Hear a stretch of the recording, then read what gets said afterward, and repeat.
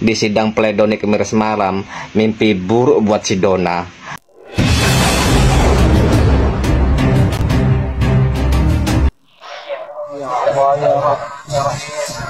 Ya Allah, bebaskanlah Nikita Mirzani, ya Allah.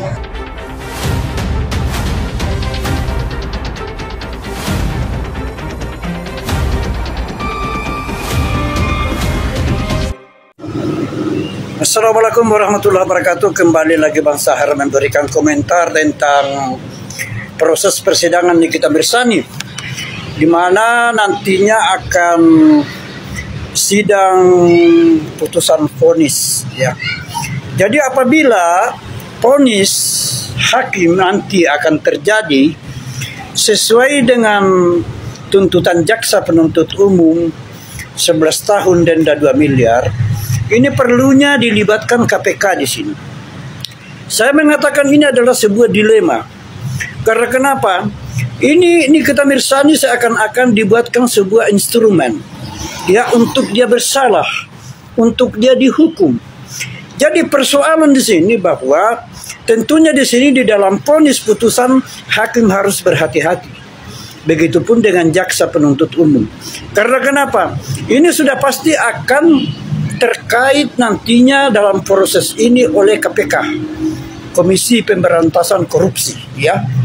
Karena ini pertanyaan besar, ada apa? Ada apa dengan semua ini? Seperti ini. Sedangkan di dalam 3 pokok perkara sama sekali tidak tersangkut oleh Nikita Mirzani. Tetapi dituntut 11 tahun. Kemudian denda 2 miliar. Nah, bagaimana nanti putusan vonis hakim? Apakah sama? Nah, apabila Nikita Mirzani akan menjalani hukuman 11 tahun atau kurang lebih seperti itu, maka ini adalah sesuatu yang patut dipertanyakan dan akan menjadi sebuah kelanjutan kepada pihak KPK. Ini mau tidak mau harus ada hubungannya dengan KPK nantinya. Karena kenapa? Ini persoalan adalah persoalan yang seakan-akan dipaksakan atau seakan-akan dibuatkan sebuah instrumen lain supaya Nikita Mirzani ini bisa dihukum atau bisa divonis 11 tahun atau denda 2 miliar tersebut. Jadi hal ini bahwa perlunya di sini rekan-rekan netizen atau masyarakat memberikan support, memberikan semangat Nikita Mirzani supaya secara mental dan psikologisnya tetap kuat untuk menerima kenyataan-kenyataan seperti ini. Karena kenapa? Dikhawatirkan Bang Sahar di sini akan terjadi sebuah tuntutan 11 tahun atau kurang lebih. Jadi maka dari itu bahwa perlunya sport atau perlunya upaya-upaya pihak Nikita Mirzani untuk melakukan sebuah terobosan-terobosan baru kepada hakim nantinya. Karena kenapa? Ini adalah wewenang hakim. Karena sudah selesai wewenang jaksa di dalam menuntut 11 tahun, denda 2 miliar. Nah, sidang berikutnya dalam putusan vonis adalah wewenangnya hakim. Jadi bagaimana upaya-upaya di pihak Nikita Mirzani supaya tidak terjadi seperti apa di dalam tuntutan jaksa tersebut. Jadi hal ini bahwa tentunya ini adalah sebuah pertanyaan besar. Seakan-akan dibuatkan sebuah instrumen dari pengaruh variabel-variabel di luar, bagaimana Nikita Mirzani ini bisa dihukum atau bisa dipenjara, yaitu 11 tahun dan denda 11 miliar. Sedangkan kejahatan-kejahatan lain, kejahatan-kejahatan yang besar itu tidak sampai dalam hukuman seperti itu. Ya, jadi perlu di sini harus dipertanyakan, perlu di sini harus dijawab semua tantangan-tantangan ini oleh penyelenggara hukum di sana yang sudah bergeser jauh dari titik persoalan tersebut. Oke, salam Bang Sahar di sini. Assalamualaikum warahmatullahi wabarakatuh. Selamat malam. Salam advokat. Waktu itu DRL juga saya suruh buat laporan DRL-nya, tapi DRL itu ya maju mundur, resa dulu kan gitu, resa dulu, iya resa saya suruh lapor tuh resa dulu gitu, tapi kan saya pesan sama si dokter Resa, kamu diem, lapor tapi diem gitu, jangan bikin kegaduhan di ini. Nah gaduhnya gara-gara apa? Gara-gara si Panda sama si SS itu. baru gaduhnya di situ, baru baru kebongkar kalau dokter Esa lapor polisi. Sebenarnya diam-diam tadinya tuh dokter Esa gitu. Nah belakangan baru DRL lapor ke polisi terkait kasusnya kepeng begitu.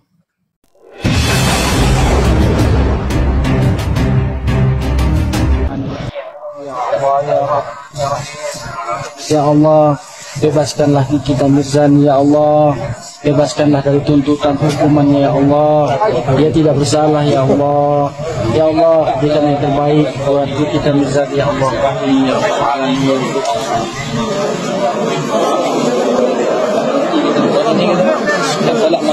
Dalam pembacaan pledoi Amin Nikita Mirzani mengatakan bahwa semua jaksa penuntut umum agar segera dipenjarakan karena telah melindungi orang yang bersalah.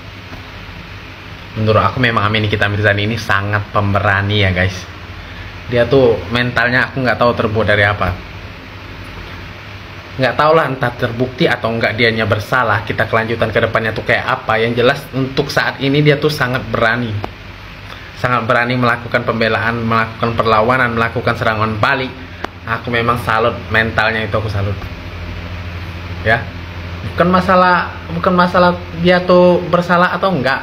Yang jelas dia tuh berani aja melawan jaksa penuntut umum tuh berani. Mentalnya tuh kuat guys. entah siapa yang mengajari mentalnya ini agar menjadi kuat seperti itu, aku tuh pun nggak tahu.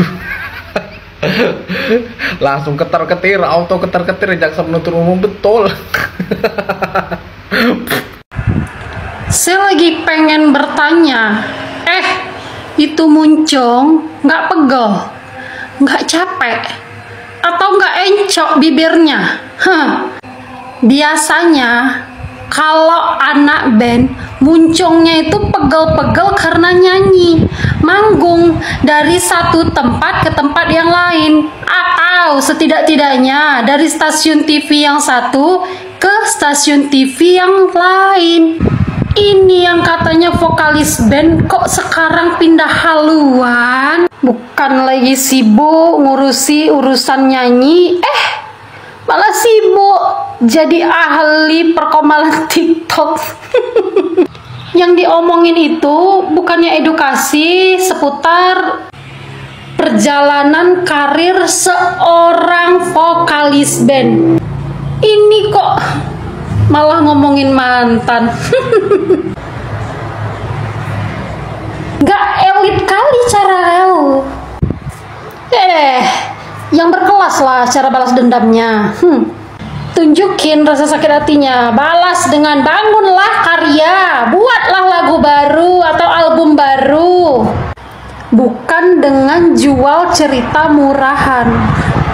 Harusnya masih punya urat malu ya, masa iya? Numpang tenernya lewat jalur nama mantan. Kalau nggak numpang lewat jalur nama mantan, jelas nggak ada yang tahu Anda itu siapa. Di sidang pledoi Kamis malam, mimpi buruk buat si Dona. Dalam hatinya mending lah aku nggak datang, tapi namun apa daya, Tuhan sudah menunjukkan. Kasus-kasus yang ditangani si Dona terenggiling. Dibacakan di pledoi Kamis, aduh alangkah malunya muka si Dona seperti kena tampar tai, weh. Nggak bisa lihat kanan, lihat kiri, mukanya monyong ke depan. Kok bisa kabur? Mungkin di sidang itu dia kabur, tapi namun apa daya, sudah nggak bisa. Mau bercuap-cuap pun sudah nggak bisa, sudah habis waktu dia. Nggak ada lagi waktu dia untuk bercuap-cuap ya kan. Yang ada ya tahankan rasa malu di seluruh orang Indonesia mendengarkan, melihat kau. Kalau niat mau jadi pahlawan ngapain minta uang tutup mulut? Harusnya langsung laporkan, bukan malah minta uang tutup mulut. Kocak. Hey, ciri-ciri orang yang gak nonton sidang sampai selesai. Kamu gak lihat saat sidang Mail dan Dr. RG?